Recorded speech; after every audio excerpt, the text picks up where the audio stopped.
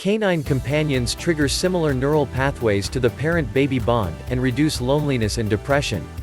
Now new pet therapy trials are reporting dramatic effects. What is it about animals?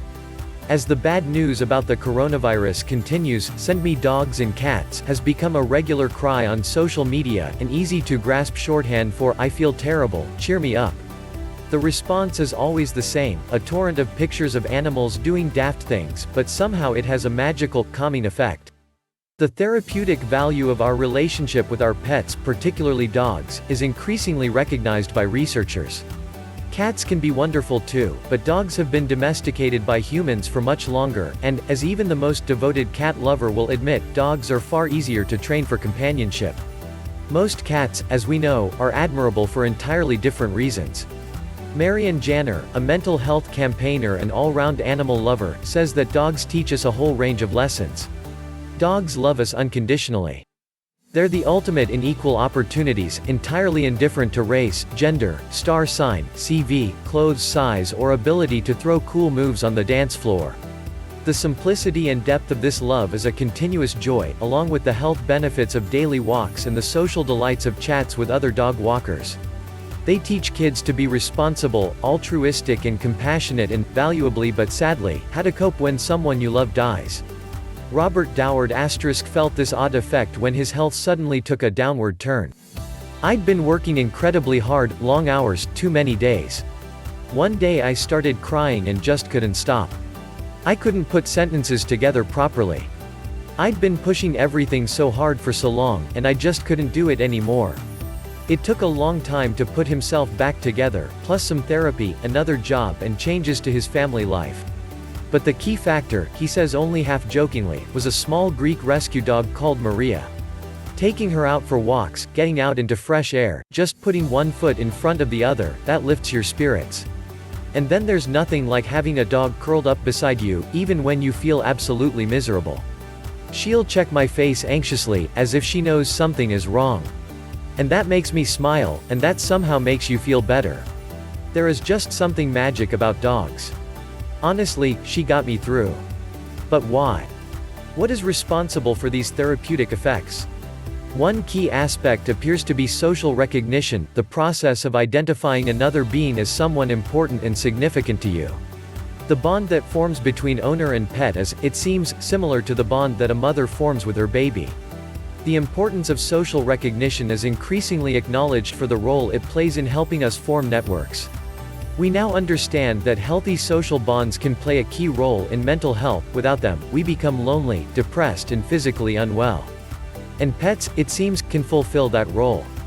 Academic and psychologist June McNicholas points out that pets can be a lifeline for socially isolated people. Pet care and self-care are linked. When you take a dog out for a walk, people talk to you, and that may be the only social contact an isolated person has the whole day. If you have a cat, you can have a conversation standing in the cat food aisle in the supermarket, deciding which brand to buy.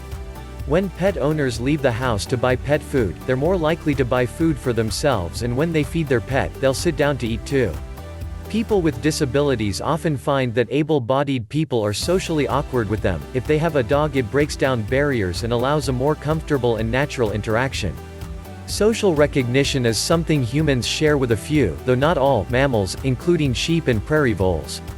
We are primed to look after those we have made social bonds with. We don't breastfeed just any old baby, and we don't take random dogs home from the park. Author and researcher Meg Daly-Olmert explains, when we call our dog, our baby, it is because we recognize it on a neural level as such. And this recognition triggers the same maternal bonding brain networks that allow a mother to look at her red, slimy newborn and say, "Mine." A small study of functional MRI brain scans in 18 women showed similar responses in regions involved in reward, emotion and affiliation when the women looked at images of their child and pet dog. There were important differences though. Dogs caused activity in the fusiform gyrus, involved in facial recognition, and babies in the tegmentum, centers of reward and affiliation. We love our pets, but in a fire we're primed to save the baby. Although scientists have some understanding of social recognition and where it takes place in the brain, we still don't entirely understand how it happens. The missing link could be oxytocin, the so-called hug, love, or cuddle hormone. Oxytocin has a key role in both childbirth, lactation and sperm movement, but it also has an increasingly recognized role in our social behavior, acting as a chemical messenger in pathways that control sexual arousal, recognition, trust, mother-infant and human-pet bonding. Oxytocin works in tandem with another brain hormone, vasopressin, to help to modulate our response to stress and deal with social situations. Unsurprisingly, there's a lot of interest in a possible role for oxytocin in addiction, brain injury, anorexia, depression, autism and severe anxiety. Lessons in Happiness, How a Short Course Can Boost Your Well-Being. Read more. And there are other reasons that pets and therapy animals are increasingly recognized as being good for our mental health. In addition to helping to alleviate stress, anxiety, depression and loneliness, there are all the benefits that come from having to exercise a dog. Daily walks outdoors boost physical and emotional well-being. Chucking sticks, picking up balls, even scooping up dog poo, can provide an all-round workout. Increasingly that knowledge is being turned to practical use, with some lovely effects. When the Center for Mental Health ran an evaluation on therapy dogs in prisons, for example, the feedback was off the scale. "I don't know what it is, but even when I am running around with the dog, I just feel better inside, calmer, more peaceful," said one prisoner. Another told the interviewer, "Dogs have a magic effect on you, you can feel their love and that just makes you feel better inside you. The good feelings persist even after the dogs have left," the reviewers found, with one subject saying, "I just walk around for the rest of the day on cloud 9. Some of the UK's most dangerous and violent mental health patients are cared for in one of 4 high-security psychiatric hospitals. Most are diagnosed with schizophrenia and stay an average of 7 years. The State Hospital in South Lanarkshire, Scotland, is one of these facilities and runs an animal therapy centre which gives patients the chance to pet and care for a range of animals including chipmunks, rabbits, hens, geese, pygmy goats and pigs.